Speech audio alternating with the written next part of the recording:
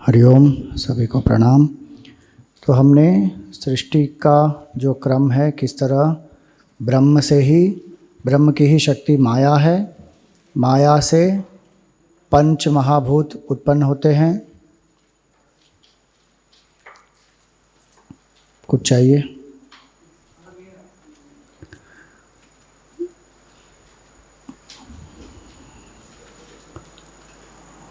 क्या करना है? कुछ पंखा बंद करना है, कुछ करना है?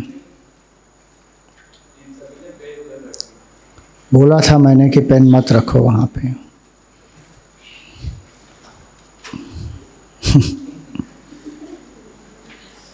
अब जिसको जो पेन वेन चाहिए फटाफट लो, नहीं तो आपकी जीवन मुक्ति अटक जाएगी। अभी जीवन मुक्ति का प्रकरण आएगा, महावाक्य, उसके लिए एकाग्रता से श्रवण करना है। उसमें हु हा ही नहीं कर सकते। अरे पेन है एक्स्ट्रा तो जरा दे दे भाई सबको। कितने पेन है यहाँ पर हमारे पास? किसके पास नहीं है पेन? 2 लोगों के पास नहीं।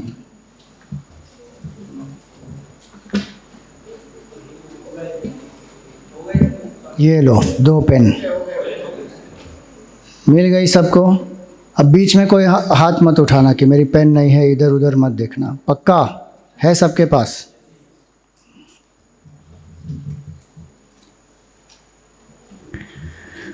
तो यहाँ पर ब्रह्म की शक्ति है माया, माया से पंच महाभूत प्रकट होते हैं। पंच महाभूत में 3 गुण होते हैं। तो सात्विक अंश से एक एक क्या उत्पन्न होता है? हर एक सात्विक अंश से भूल गए, पंच ज्ञानेंद्रिय। एक एक सात्विक अंश से एक एक तत्व के सात्विक अंश से एक एक ज्ञान इंद्रिय उत्पन्न होती है। समष्टि सात्विक अंश से अंतःकरण, कर्मेंद्रिय नहीं भैया, अंतःकरण, मन बुद्धि चित्त अहंकार। हर एक महाभूत के राजसिक अंश से क्या उत्पन्न होता है? कर्मेंद्रिय। उसके समष्टि राजसिक अंश से पंच प्राण। और जो तामसिक भाग होता है उसका पंचीकरण होता है। हर एक जो महाभूत है वो 2 भाग में बंटता है, फिर एक भाग ऐसे ही रहता है, और बाकी जो 1/8 पार्ट होता है वो उससे बाकी 4 एलिमेंट्स का मर्ज हो जाता है। अब इससे क्या बनता है? ये स्थूल शरीर, सभी जीवों का स्थूल शरीर इससे बनता है। तो उसके बाद क्या कहा? एवं पिंड ब्रह्मांड यो हो ऐक्यम संभूतम। इस तरह पिंड और ब्रह्मांड का ऐक्य है। जो पंच तत्व बाहर हैं वही हमारे शरीर से बने हुए, शरीर भी इसी से बना हुआ है। हमारा मन भी सूक्ष्म तत्वों से बना हुआ है। आत्मा भी सब में एक ही है। तो इसीलिए एकत्व का दर्शन बहुत आवश्यक है। तो जीव और जीव में क्या है? एकत्व है। हर एक जीव में एकत्व है कि नहीं? हम सब एक ही तत्व से बने हुए हैं। जीव और जगत में भी ऐक्य है या नहीं? क्योंकि जिस पंचमहाभूत से ये शरीर बना है उसी पंचमहाभूत से ये स्थूल जगत भी बना हुआ है।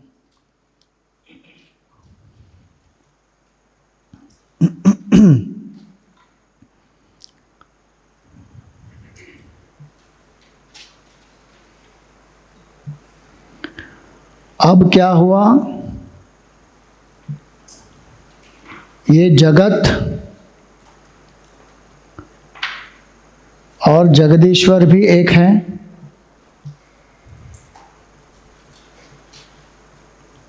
क्योंकि जो जगदीश्वर है, ब्रह्म से माया है, वही ईश्वर है, वही इस रूप में प्रकट हो रहा है। तो जगत और जगदीश्वर भी एक है। अब क्या बचा? जीव और जगदीश्वर। तो उसका जो ऐक्य है वो अभी समझना है। वो अगला प्रकरण अब आएगा। जीव और जगदीश्वर एक कैसे हो सकते हैं, वो प्रकरण अभी आएगा। लेकिन ये जब एवं पिंड ब्रह्मांडयोः ऐक्यम बताया है यहाँ पर, उसका अर्थ ये हुआ कि हम सब एक हैं, हम जगत के साथ भी एक हैं। उसका अर्थ ये हुआ कि हम जो करते हैं उसका पूरा का पूरा प्रभाव जगत पर होता है, और जगत में जो हो रहा है उसका प्रभाव हम पर होता है।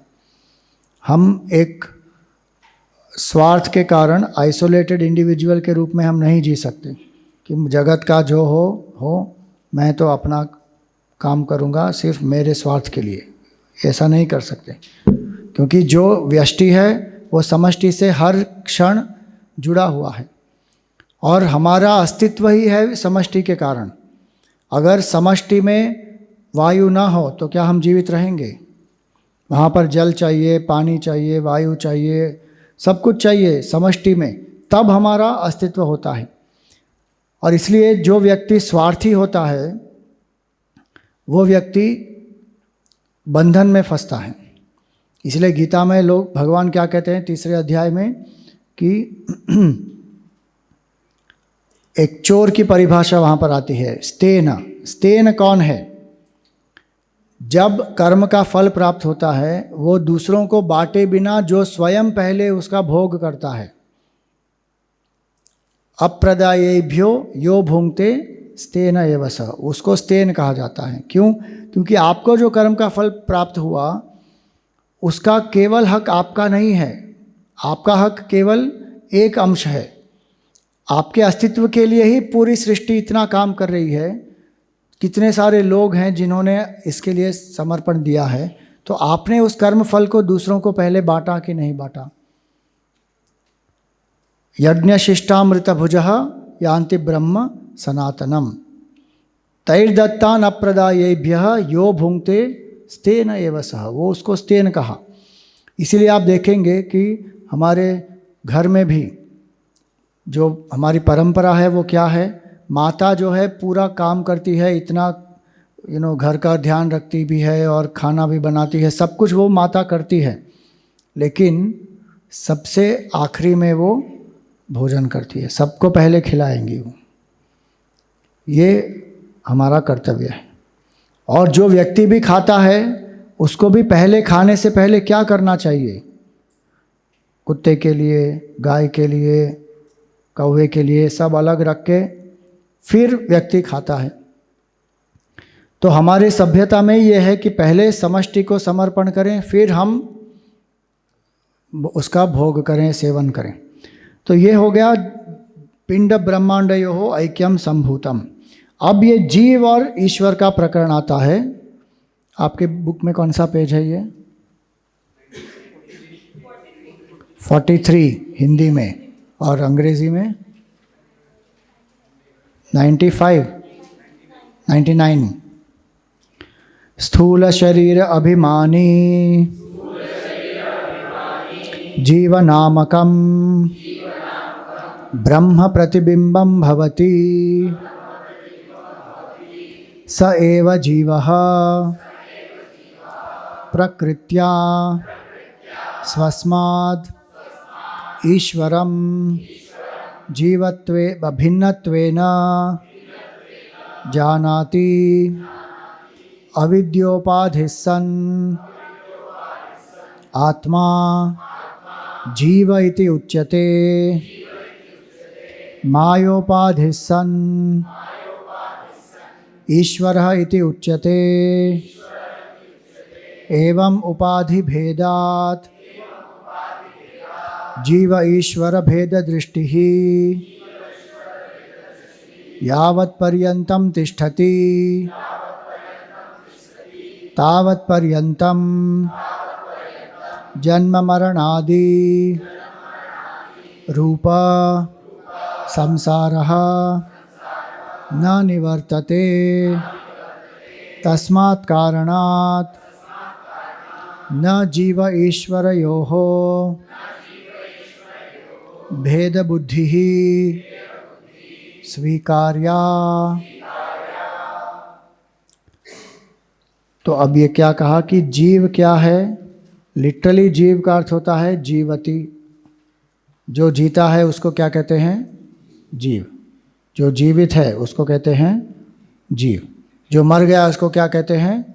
निर्जीव, मतलब मृत्यु को प्राप्त हो गया। तो जीवतीति जीव ये तो साधारण एटिमोलॉजिकल मीनिंग हो गया, लेकिन यहाँ पर क्या कहा, स्थूल शरीर अभिमानी, जो इस स्थूल शरीर से तादात्म्य करता है। अभिमानी का अर्थ क्या हुआ, तादात्म्य, प्राइड नहीं होता यहाँ पर। स्थूल शरीर अभिमानी,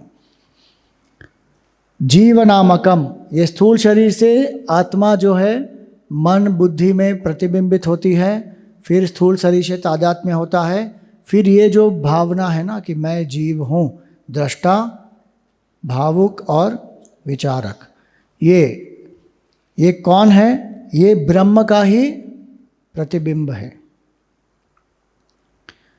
तो ये जो स्थूल सूक्ष्म और कारण शरीर से अभिमान करके आत्मा अपने आप को एक जीव मान रहा है, ये जीव यहाँ पर ये है। अब क्या कहा, स एव जीवः, ये जीव प्रकृत्या, यहाँ पर प्रकृति का अर्थ होता है अविद्या।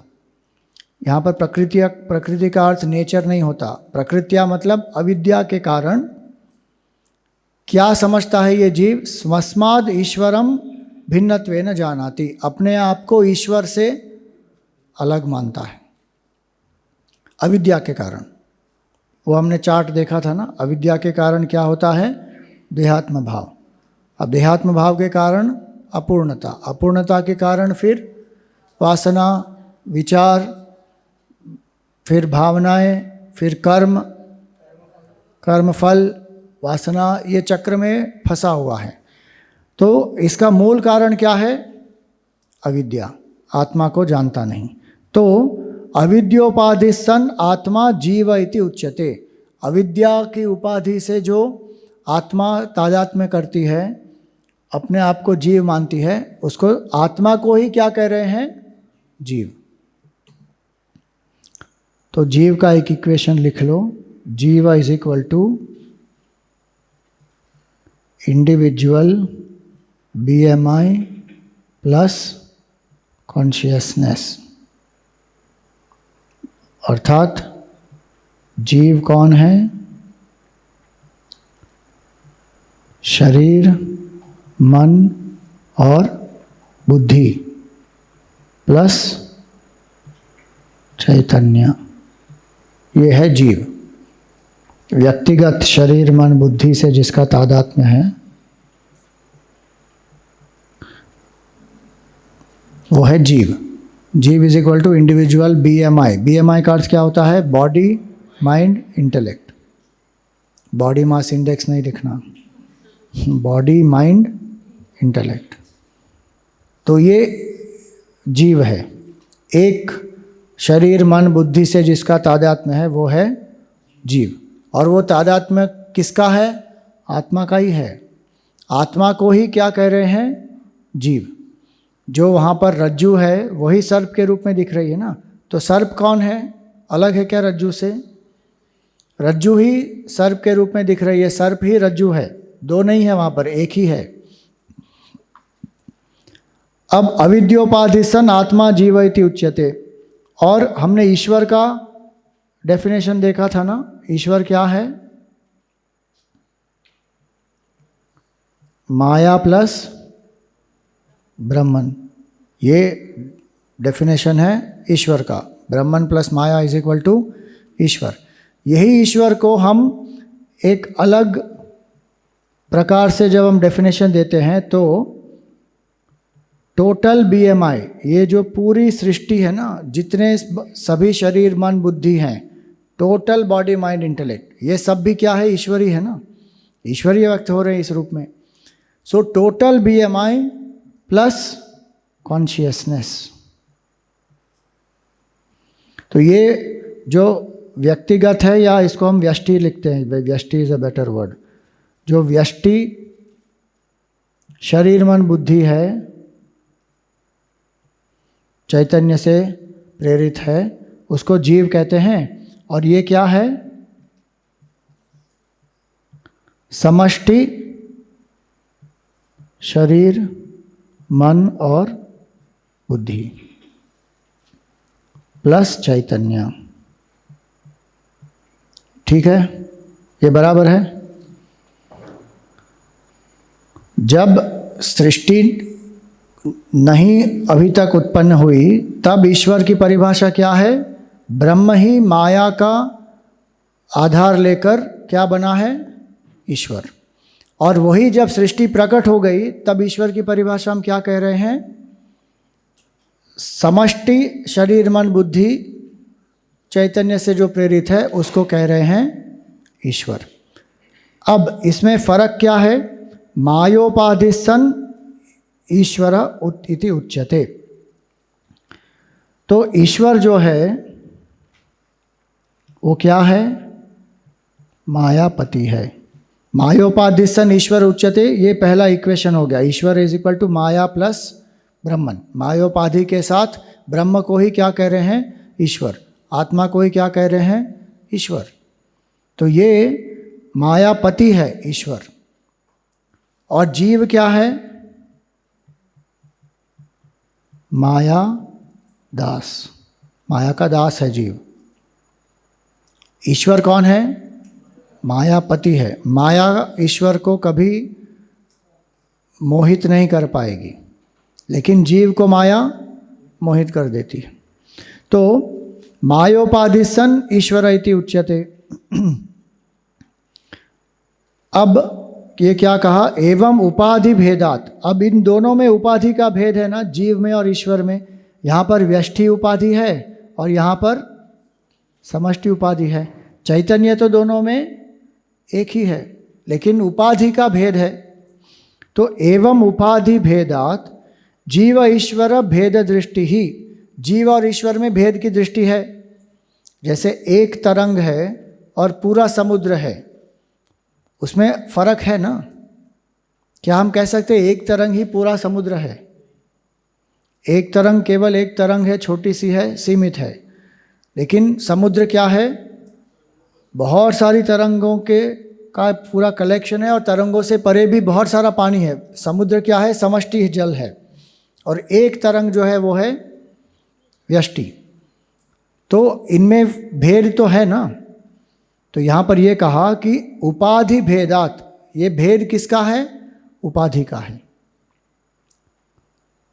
उपाधि भेदात जीव ईश्वर भेद दृष्टि ही। जब तक जीव अपने आप को ईश्वर से अलग मानेगा, यावत पर्यंतम तिष्ठति तावत पर्यंतम जन्म मरणादि रूप संसार न निवर्तते। जब तक जीव अपने को ईश्वर से अलग मानेगा तो फिर जगत से भी अलग मानेगा, तब तक उसकी अपूर्णता बनी रहेगी। क्यों? क्योंकि शरीर मन बुद्धि से उसका तादात्म्य है।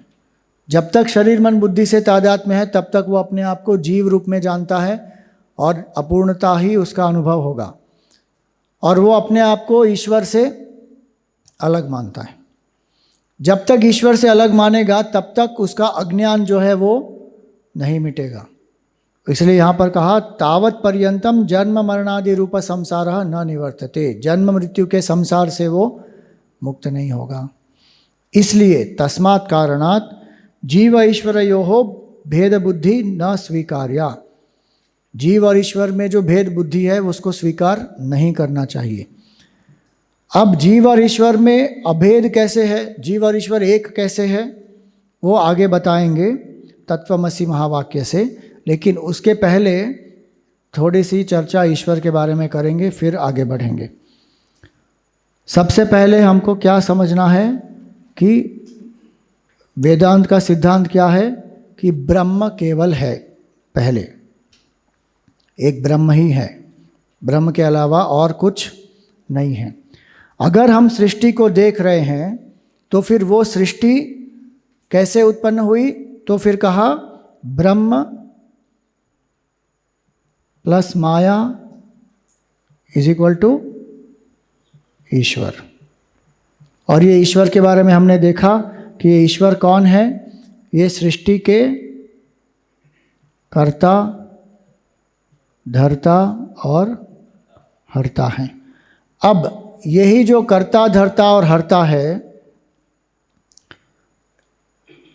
इनको हम क्या कहते हैं? ब्रह्मा, विष्णु और महेश।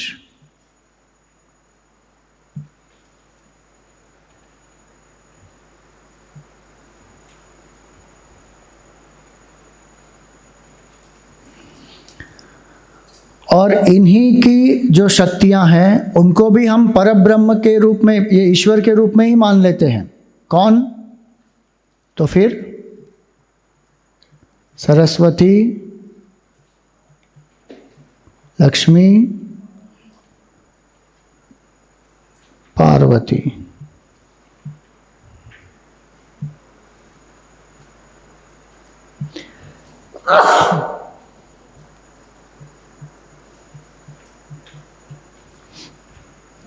तो ये जो ईश्वर है ना, ये ईश्वर, हम अब यहाँ पर क्या हमने किया, ईश्वर क्या हो गए यहाँ पर, जो हम कहते हैं ना, जो ट्रिनिटी, ब्रह्मा विष्णु महेश, अलग अलग जो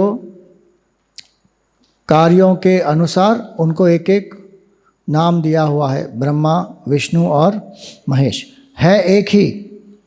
एक जब सृष्टि करते हैं तब कौन कहलाते हैं? ब्रह्मा। सृष्टि का पालन करते हैं तब विष्णु। संहार करते हैं तब महेश। वो एक ही है। जब बचपन में बीच हम जाते थे तो वहाँ पर मिट्टी का पूरा एक पहाड़ बनाएंगे, घर बनाएंगे, ब्रिज बनाएंगे, वो सब हम बनाएंगे ना, तब हम कौन हैं? ब्रह्मा। फिर उसमें पानी लाकर डालेंगे, उसको सींचेंगे, उसको ठीक से बनाएंगे, उसको अच्छा से सजाएंगे, तो तब हम कौन हैं? विष्णु।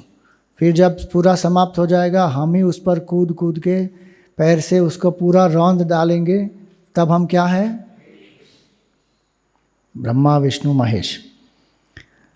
लेकिन जानने की बात यह है इसमें कि ब्रह्मा विष्णु महेश सृष्टि कहाँ से करते हैं? स्वयं से ही सृष्टि उत्पन्न होती है, स्वयं सृष्टि के रूप में प्रतीत होते हैं और उनमें ही ये लीन हो जाती है। जैसे स्वप्न का दृष्टा होता है, वो क्या ये जागृत व्यक्ति जो होता है वो क्या बनता है? स्वप्नेश्वर। स्वप्नेश्वर बन के वही क्या करता है? अपने ही मन से स्वप्न की रचना करता है, उसको पालन पोषण करता है और उसका फिर जब स्वप्न समाप्त होता है तो उसी में स्वप्न वापस लीन हो जाता है। तो ये है ईश्वर की कल्पना। तो इसीलिए हमारे सभ्यता में हम क्या कहते हैं वेदांत में, कि जो सृष्टि है वो ईश्वर से अलग नहीं है। अब यही जो ईश्वर है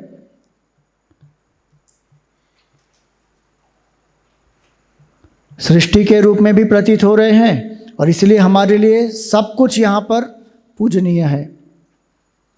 हमारे लिए सृष्टि ईश्वर से अलग नहीं है, सृष्टि भी ईश्वर ही है, दिव्य है।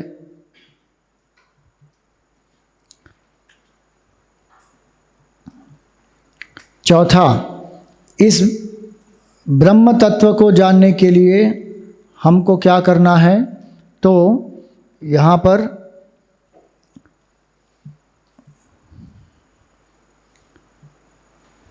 सृष्टि भी ईश्वर ही है हमारे लिए, और ये सृष्टि जो है वो क्या है? ईश्वर का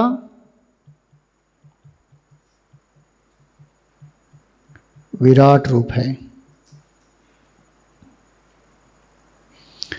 जब हम कहते हैं सृष्टि ईश्वर का विराट रूप है, तो ये थोड़ा और वेदांत में हमको ये समझना चाहिए कि सभी स्थूल शरीर, समष्टि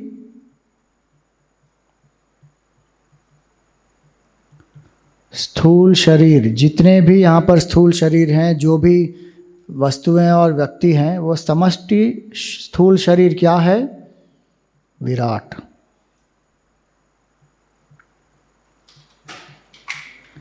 समष्टि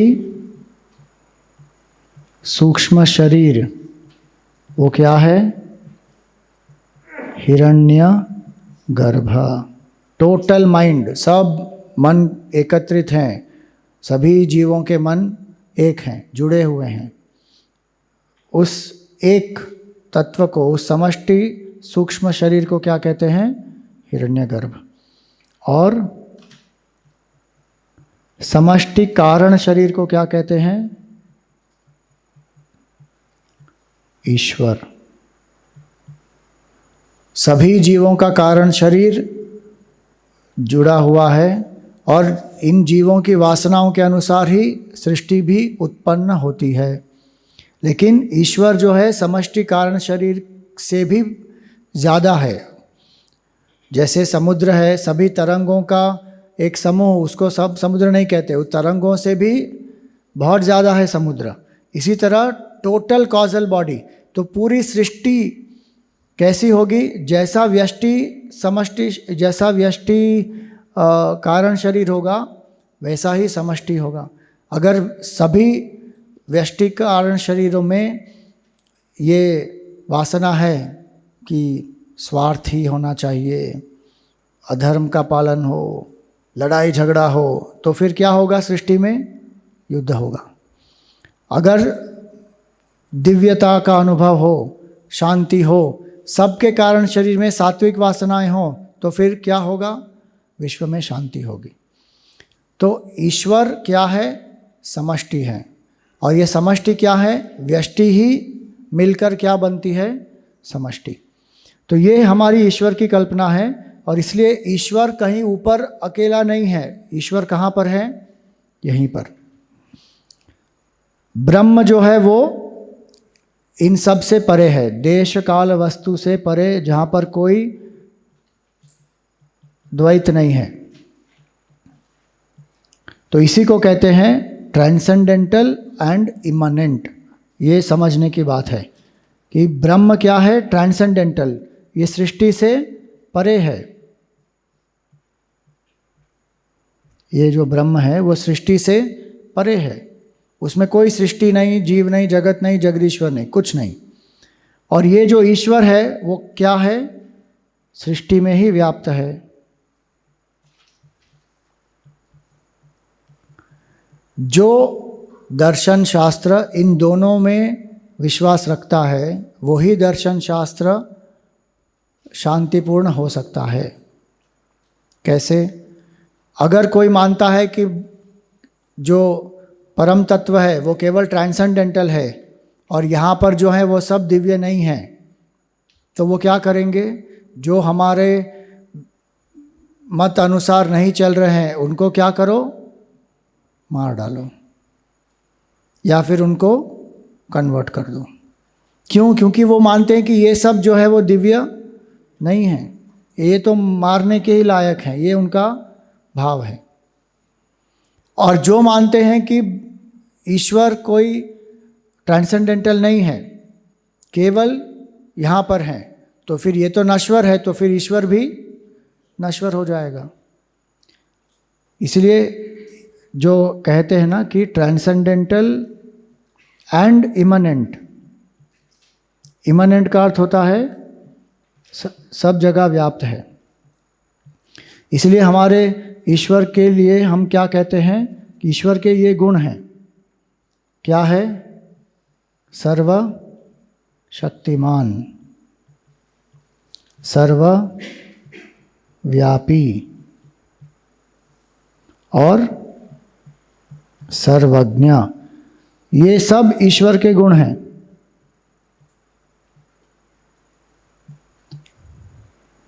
सर्वज्ञ, सर्वशक्तिमान और सर्वव्यापी। और वही ईश्वर क्या है? मायापति भी हैं,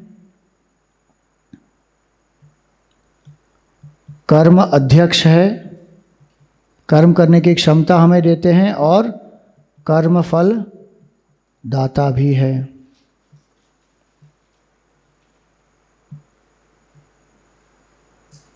कर्म अध्यक्ष और कर्म फल दाता ये ईश्वर है।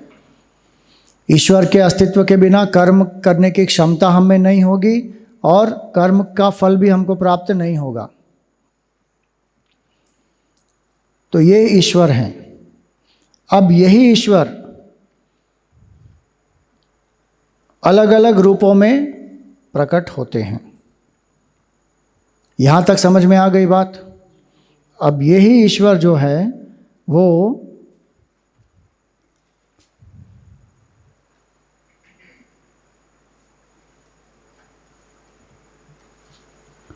पंचायतन या षण्मत के रूप में प्रकट होते हैं। कैसे?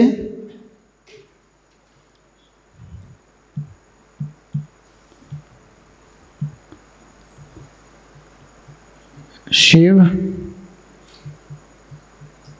विष्णु, शक्ति, गणेश, सूर्य, ये क्या हो गए? पंचायतन। एक ही ईश्वर है लेकिन 5 रूप में प्रकट हो रहे हैं मुख्य रूप से। और षण्मत अगर कहें तो उसमें फिर क्या जुड़ जाता है? कार्तिकेय। ये 6 मुख्य रूप हैं ईश्वर के। बाकी जितने भी रूप होंगे वो इन्हीं 6 के नीचे आएंगे। दुर्गा, लक्ष्मी, सरस्वती कहाँ पे आएंगे? शक्ति के अंदर। हनुमान जी कहाँ पर आएंगे? शिव के अंश हैं। राम जी, कृष्ण भगवान, कपिल मुनि, विष्णु भगवान। तो जो भी अलग अलग रूप होंगे वो इन्हीं 6 के अंदर कहीं ना कहीं आएंगे। अब जो लोग कहते हैं कि हिंदुइज्म इज़ पॉलीथीइस्टिक, मतलब हिंदू धर्म में बहुत सारे भगवान हैं।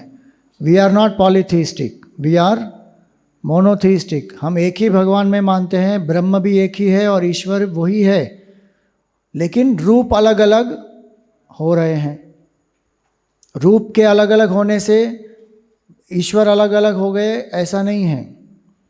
और ये जो प्रश्न आता है कि हिंदू धर्म में इतने सारे भगवान क्यों हैं, तो ये स्वाभाविक लोगों को प्रश्न होता है। लेकिन क्यों हो रहा है? क्योंकि उनको दूसरे धर्मों में एक भगवान है, लेकिन हमारे यहाँ पर इतने रूप हैं तो उनको लगता है कि इतने सारे भगवान हैं। भगवान इतने सारे नहीं हैं। एक्चुअली उनको हमें पूछना चाहिए कि आपके पास केवल एक क्यों है?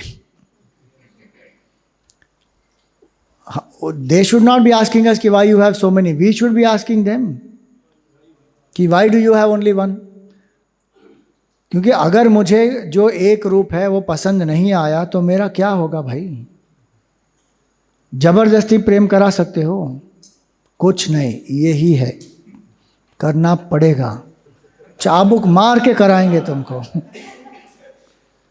नहीं हो सकता। अगर मुझे शिव जी पसंद नहीं है, जस्ट उदाहरण के लिए कह रहा हूँ मैं, अगर कोई शिव भक्त है तो बुरा मत मानना।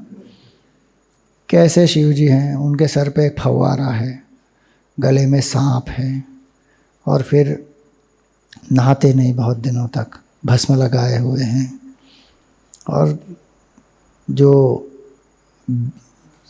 जो शेर है उसकी खाल पहनी हुई है, हिरण की खाल है, फिर ये जो हाथी है गजचर्म वो पहने हुए हैं, और 3-3 आँखें हैं। इतना विचित्र है। तो ये भाई ये मुझे ठीक नहीं लग रहा। ये इतने लंबी जटा है, और उनके पास आसपास कौन है? भूत, प्रेत, पिशाच। उनकी बारात ऐसी हो गई कि मैना देवी देखकर वो बेचारी मूर्छित ही हो गई कि ये कैसी बारात आ गई। अब ऐसे शिव जी हैं, अब मुझे पसंद नहीं है, तो मैं क्या करूं? विष्णु भगवान के पास जाऊं। विष्णु भगवान कौन है? एकदम साफ सुथरे, अलंकार करते हैं, अलंकार प्रियो विष्णु हो। कान में मकर कुंडल है और किरीट है, और शेष शैया पर आराम कर रहे हैं। यहाँ पर एक कौस्तुभ लगाया हुआ है, एक क्या कहते हैं, फिर एक श्रीवत्स भी है, और सिल्क के कपड़े, अच्छे अच्छे कपड़े पहनते हैं। वाह! अब मुझे अगर वो विष्णु भगवान पसंद है तो मैं उनकी आराधना कर सकता हूँ, वो नहीं है तो फिर शक्ति। जो चाहे। अगर कोई कहता है कि नहीं नहीं मुझे मेल भी पसंद नहीं है, फीमेल भी पसंद नहीं है, तो चलो अर्धनारीश्वर की पूजा करो, कोई दिक्कत नहीं हमको। लेकिन जिस धर्म में एक ही है, अगर वो मुझे पसंद नहीं तो फिर तो मेरा क्या हो गया? पत्ता ही कट गया। क्या कर पाएंगे उधर? तो किसको ये सवाल पूछना चाहिए? हमको उन्हें पूछना चाहिए कि भाई आपके पास एक क्यों है? आप किसी होटल में जाओगे तो वहाँ पर केवल एक डिश मिलती है, तो आप पूछोगे ना कि भाई एक केवल क्यों मिल रही है? आजकल तो वैरायटी मिल रही है एक आइटम में भी, इडली में भी कितनी वैरायटी मिल गई, डोसा में भी कितनी वैरायटी मिल गई। नहीं, लेकिन ये बोल रहा है कि एक, और फिर वो होटल वाला जाके सबको बोल रहा है कि आपके पास इतने डोसा क्यों हैं। मैं ये नहीं कह रहा हूँ कि ईश्वर और डोसा एक है, लेकिन समझने वाली बात ये है ना कि ये प्रश्न जब हमको आता है तो हमको क्या संकोच होता है कि हाँ, और ये कैसे विचित्र रूप है हमारे ईश्वर के। अरे हर एक में इतना संकेत है, इतनी सिंबॉलिज्म है। तो गुरुदेव हमारे कहते थे, Hindus are not idol worshippers. हम क्या हैं? Ideal worshippers. Every idol represents an ideal. तो हम उस सिद्धांत का, उसकी पूजा कर रहे हैं, लेकिन इसका अर्थ ये नहीं है कि ये जो रूप हैं ये मनुष्य ने बनाए हैं। ये जो रूप हैं वो सभी के सभी वेद में प्राप्त हैं। वेदों में उनका रूप भी दिया है, उनके मंत्र भी दिए हैं, उनके जो सूक्त हैं वो भी दिए हैं, सब कुछ दिया है उसमें। ऐसा नहीं है कि किसी ने बना दिया। एक और बात, जो भगवान का जैसा रूप होता है ना, उसी रूप में उनकी पूजा करनी चाहिए। और वो अलग अलग रूपों में प्रकट होते हैं, लेकिन हर रूप की विशेषताएं होती हैं। तो आजकल जो प्रथा चली हुई है ना, विशेष करके गणेश जी के संदर्भ में, वो एक्चुअली गलत है, शास्त्रोक्त नहीं है वो। गणेश जी के 4 हाथ होने चाहिए, एक हाथ में पाश, एक हाथ में अंकुश, एक में मोदक और एक से वरदान दे रहे हुए, बस ये ही है। अब उनको क्रिकेट भी खिला रहे हैं, गिटार भी बजवा रहे हैं, कुछ भी कर रहे हैं उनको। एक्चुअली वो गलत है, वो नहीं करना चाहिए। बाकी कोई करता है क्या ऐसा? अपने भगवान के ऐसे ऐसे करते हैं क्या रूप में? नहीं करते। जो जिस रूप में भगवान प्रकट हो रहे हैं उस रूप की एक महत्ता है। और अगर आपको वो रूप भी पता ना हो, केवल उस मंत्र का आप उच्चार करेंगे ना, तो वो रूप प्रकट हो जाएगा आपको। जैसे गम बीज मंत्र है और उसका पूरा मंत्र क्या है? ओम गंग गणपतये नमः। आपको गणेश भगवान की आकृति भी अगर पता ना हो, आप केवल ओम गंग गणपतये नमः, ओम गंग गणपतये नमः उसका बराबर जाप करेंगे, जप करेंगे, तो क्या होगा? गणपति भगवान का दर्शन आपको होगा। किस रूप में होगा वो भी गणपति अथर्वशीर्ष में लिखा है। रक्तम लंबोदरम शूर्पकर्णकम रक्तवाससम रक्तगंधानुलिप्तांगम रक्तपुष्पै सुपूजितम भक्तानुकंपिनम देवम जगत्कारणमच्युतम आविर्भूतम च सृष्ट्यादौ प्रकृते पुरुषात् परम। जो सृष्टि की आदि में इस रूप में प्रकट हुए हैं वो है ये गणेश जी। तो इन रूपों को ये नहीं मानना चाहिए कि these are human created forms for symbolism, for making the mind quiet. ऋषियों को ये रूप रिवील हुए हैं वेदों में, और वेद नहीं है तभी भी ये रूप हैं। सृष्टि ना हो तो भी ईश्वर है, पूरी सृष्टि प्रलय में जाती है, लेकिन उसी से वापस व्यक्त भी होती है। व्यक्त होती है तो रूपों के साथ व्यक्त होती है। तो ये मानना है, ये हमको अवश्य मानना चाहिए कि ईश्वर एक है, इसके अलग अलग रूप हैं। अब 5वीं चीज़ क्या है? वो है इष्ट देव।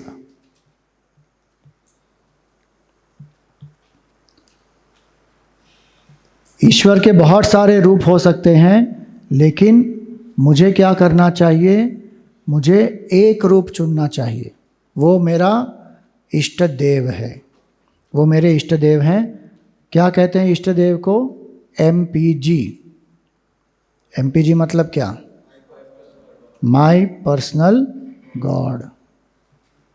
MPG, ये MPEG फाइल नहीं है, ठीक है। MPG मतलब माई पर्सनल गॉड, मेरा इष्ट रूप है ये।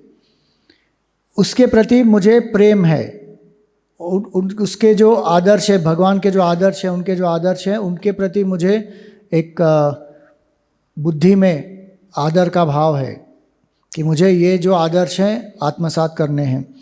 तो मुझे अपना इष्ट देव चुनना चाहिए। अब छठा है, यही ईश्वर जो है वो 33 देवताओं के रूप में भी प्रकट होते हैं। 33 देवता। कोटि का अर्थ क्या होता है? एक अर्थ में प्रकार। 33 देवता के प्रकार हैं। वो क्या है? 11 रुद्र, 12 आदित्य, 8 वसु,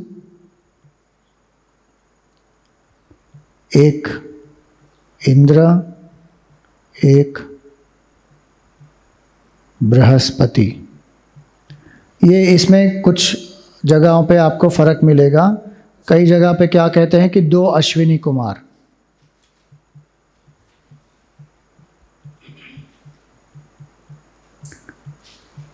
ये 33 प्रकार के मुख्य देवता हैं। शंकराचार्य जी ने भी इसका उल्लेख किया है तैत्तरीय उपनिषद के भाष्य में। तो ये जो 33 प्रकार के मुख्य देवता हैं, उनके नीचे बहुत सारे देवता हैं। ये देवता कौन होते हैं? वो जीव ही होते हैं, लेकिन उनकी विशेष क्षमताएं होती हैं। लेकिन उनकी क्षमताएं कहाँ से आ रही हैं? उनको जो पावर है वो भगवान से ही आ रहा है। जैसे हमने उस दिन कहा था कि they are like the departmental heads. पूरी सृष्टि को नियंत्रित करने के लिए भगवान ने उनको नियुक्त किया है, उनको कार्य सौंप दिया है।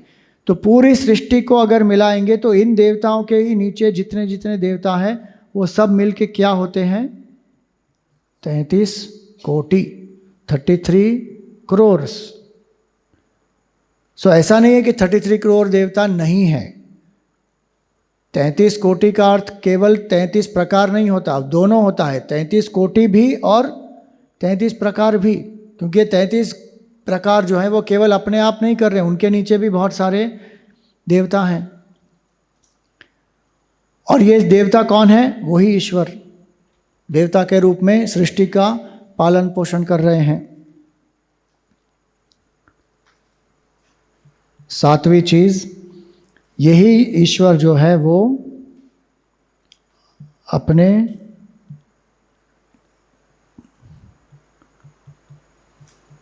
कुल देवता या देवी के रूप में भी प्रकट हो रहे हैं। लेकिन जैसे ये देवता हैं, इसी तरह कुल देव और कुल देवी भी होते हैं जो उस कुल की रक्षा करते हैं।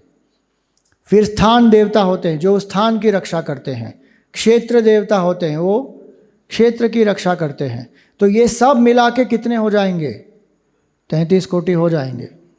तो ये इसलिए ये भूलना नहीं चाहिए कि ये 33 कोटि है। हमको क्या हो रहा है आजकल कि ये हम बहुत संकोच में जा रहे हैं हर चीज़ में। हिंदू जो है वो अपोलॉजेटिक हो रहा है और हर चीज़ को तर्क के द्वारा साइंस में फिट करने का प्रयास कर रहे हैं। हमको इसकी कोई करने की आवश्यकता नहीं है। जो साइंस में फिट कर सकते हैं वो ठीक है, लेकिन तोड़ मरोड़ के क्यों करें? 33 कोटि हैं, मतलब है। क्यों?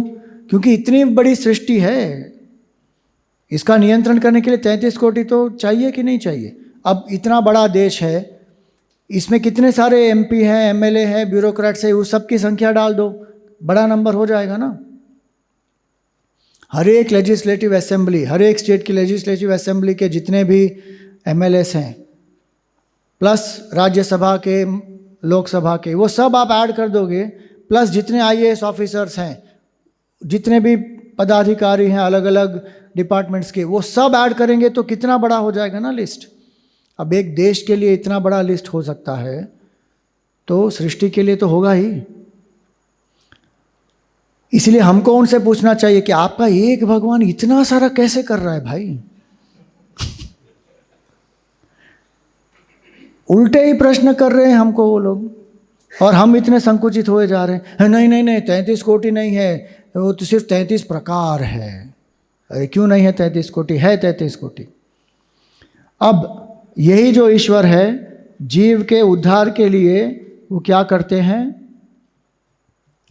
अवतार लेते हैं। अवतार का अर्थ क्या होता है? कि जो नीचे आया, अवतरति इति अवतार। आप अपने हॉस्टल के बिल्डिंग से अगर आप पहले माले पे हैं और आप ज़मीन पर आए तो आपने क्या किया? अवतार लिया। कोई रहता है 18वें माले पे, 24वें माले पे, 40वें माले पे, और लिफ्ट से नीचे आया तो अवतार हो रहा है। अवतार शब्द का ये अर्थ होता है कमिंग डाउन। लेकिन कमिंग डाउन का अर्थ क्या हुआ? ऐसा नहीं है कि जीव जो ब्रह्म है अपने आप को भूल गया और जीव के रूप में नीचे आ गया। ये पतन हुआ। जब अविद्या के कारण आत्मा ने अपने आप को भुला दिया और जीव बन गया, तो इसको कहते हैं पतन। पतन में फर्क होता है और अवतार में फर्क होता है। अवतार कैसे आते हैं? स्वेच्छा से आते हैं। जीव कैसे जन्म लेता है? कर्म के कारण पुनर्जन्म लेता है जीव। अवतार में ज्ञान होता है कि मैं ब्रह्म हूं। हर क्षण अवतार में ये ज्ञान बना ही रहता है।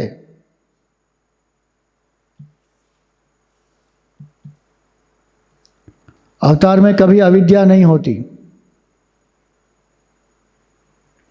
जीव में क्या होता है? अविद्या होती है। अवतार क्या है? माया को वश में करके आते हैं।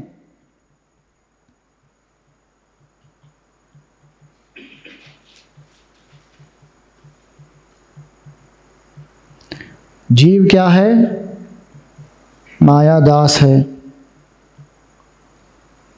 अवतार का कोई कर्म बंधन नहीं होता। इसीलिए भगवान अपनी स्वेच्छा से आते हैं। ये सब कहाँ पर कहा गया है? गीता के चौथे अध्याय में। अजोपि सन, मैं जन्म रहित हूँ फिर भी, भूतानाम ईश्वरोपि सन, भूतों का ईश्वर हूँ फिर भी, प्रकृतिम स्वाम अधिष्ठाय, अपनी प्रकृति को, माया को वश में करके, संभवामी, मैं प्रकट होता हूँ। कैसे? आत्म मायया, अपनी स्वेच्छा से। किसी कर्म के बंधन के कारण अवतार नहीं होता। भगवान स्वेच्छा से ही आते हैं, किसी के कर्म के बंधन के कारण नहीं आते। नहीं स्वामी जी, नारद जी ने श्राप दे दिया था इसलिए उनको राम अवतार लेना पड़ा। अरे नारद जी का श्राप भगवान ने स्वीकार कर लिया, उसको निमित्त बना के भगवान अपनी इच्छा से आए। नारद जी के श्राप के कारण नहीं आए वो। नहीं, मनु शत्रुपा ने इतनी तपस्या की, उनको वरदान दिया, इसलिए फिर भगवान को आना पड़ा। आना पड़ा नहीं, भगवान ने वरदान दिया तो स्वेच्छा से दिया और स्वेच्छा से वो आए। सीधी बात। तो ये है ईश्वर जो हमारे अवतार लेते हैं। सनातन हिंदू धर्म में भी सभी लोग अवतार को मानते नहीं। वेदांत मानता है अवतार को। और अवतार का जो शरीर होता है वह चैतन्य होता है। जीव का शरीर है वो पंच महाभूत से बना है। तो ये जो भगवान का शरीर होता है ना, वो बिल्कुल हमारे जैसे हाड़ मांस का होता ही नहीं। वो केवल चैतन्य रूप ही होता है जो प्रकट हुआ है। चिदानंदमय देह तुम्हारी, ये कहा तुलसीदास जी ने कि भगवान का शरीर भी चिदानंदमय ही है। वो पंचमहाभूत से नहीं बना होता, वो दिव्य शरीर होता है। तो ये है अवतार। और आखिरी में जो अपने हृदय में आत्म तत्व को जान लेता है वो कौन बन जाता है? जीवन मुक्त। और ये जीवन मुक्त कौन है? ब्रह्म ही है। ब्रह्मवित् ब्रह्मैव भवति। जो ब्रह्म को जानता है वो ब्रह्म ही अपने आप को जान लेता है कि मैं ब्रह्म था, मैं ब्रह्म हूँ और मैं ब्रह्म रहूँगा। तो आप देखिए, जो सनातन धर्म की इतनी व्यापक दृष्टि है कि ब्रह्म से लेकर फिर ईश्वर, ईश्वर के फिर ब्रह्मा विष्णु महेश, फिर उसी ईश्वर के 5 मुख्य रूप या 6 मुख्य रूप, और वही ईश्वर फिर समष्टि के रूप में भी व्याप्त है। तो उसकी हम पूजा करते हैं। और वही ईश्वर फिर हमारे इष्ट देवता के रूप में भी हम उनको चुनते हैं। फिर वही ईश्वर देवताओं को भी शक्ति देते हैं पूरे सृष्टि का संचार करने के लिए, उनका पालन करने के लिए। और वही ईश्वर अवतार भी लेते हैं, और वही ईश्वर का जब अनुभव होता है कि मैं ब्रह्म हूँ, तो उसको हम क्या कहते हैं? ऐसे महापुरुष को जीवन मुक्त कहते हैं। वो जीवन मुक्त क्यों है? क्योंकि जीवन यहीं पर जीते जी उनको क्या अनुभव हो गया? मैं ब्रह्म हूँ। अब ये जीव और ईश्वर का जो भेद है, जब व्यक्ति उससे निकल जाता है तब उनको साक्षात्कार होता है कि मैं ब्रह्म हूँ। ये कैसे होगा? तो ये महावाक्य से होगा। तो ये महावाक्य क्या है? और तत्वमसि सबसे प्रचलित, जो सबसे फेमस महावाक्य है वो है तत्वमसि। और किस तरह वो तत्वमसि जीव ब्रह्म के ऐक्य को संकेत करता है, वो हम कल देखेंगे। कल सुबह ध्यान होगा, लेकिन चैंटिंग की क्लास नहीं होगी। सो 9:15 को वापस हम वेदांती पढ़ेंगे। 2 भाग बचे हुए हैं, एक है महावाक्य और 3 भाग बचे हैं, महावाक्य, जीवन मुक्ति और उसका फिर कर्म। ओम पूर्णमदः पूर्णमिदं पूर्णात् पूर्णमुदच्यते पूर्णस्य पूर्णमादाय पूर्णमेवावशिष्यते। ओम शांति शांति शांति। हरि ओम श्री गुरुभ्यो नमः। हरि ओम।